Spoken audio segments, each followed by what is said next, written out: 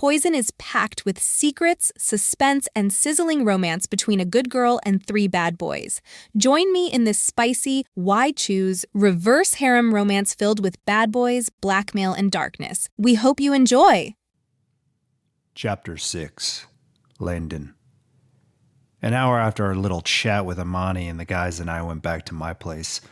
While I walked right to the basement, I searched upstairs in the kitchen for a pair of scissors that Joao had asked for to cut the plants of cannabis downstairs, though I couldn't focus.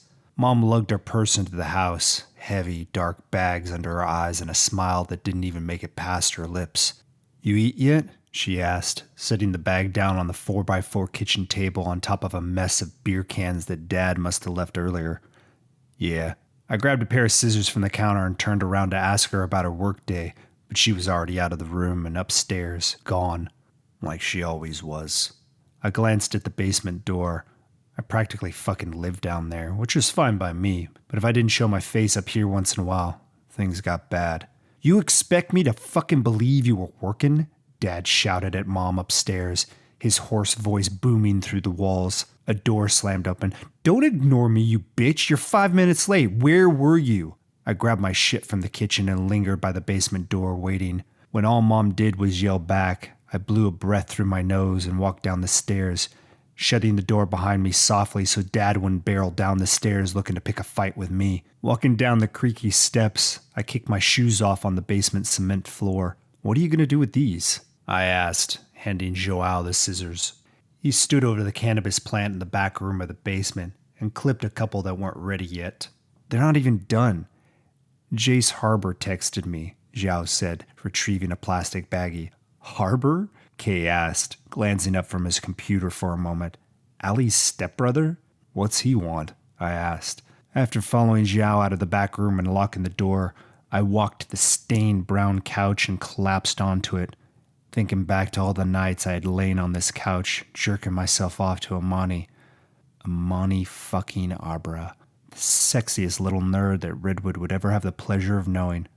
Business. "Jace isn't stupid. He's gonna know shit weed when he sees it," I said. "Jace doesn't smoke weed," Zhao said. "Good," Kai chimed in. Zhao and I both side-eyed him. When he looked up and shrugged, I glanced back at Zhao.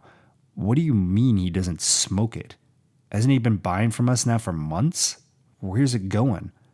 "I don't ask questions," Zhao said, lighting up a cigarette and kicking a boot up onto the coffee table, knocking over an empty beer can in the process.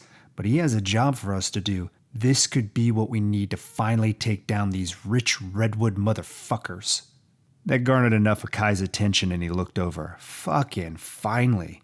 You think Jace has something to take all of Redwood down? I've been waiting for years now. The rich have shit on us way too many times." "His daddy's one of the richest men in Redwood," Zhao said. "All those rich bastards have dirt on them. But whatever Jace wants us to do sounds serious.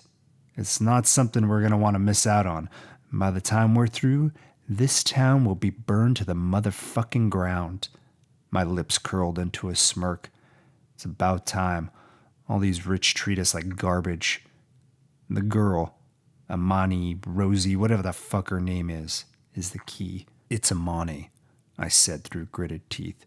Zhao looked over his shoulder and gave me a half smirk. "I'm just fucking with you. I've had my eye on her for a while." "You have?" I asked tightly.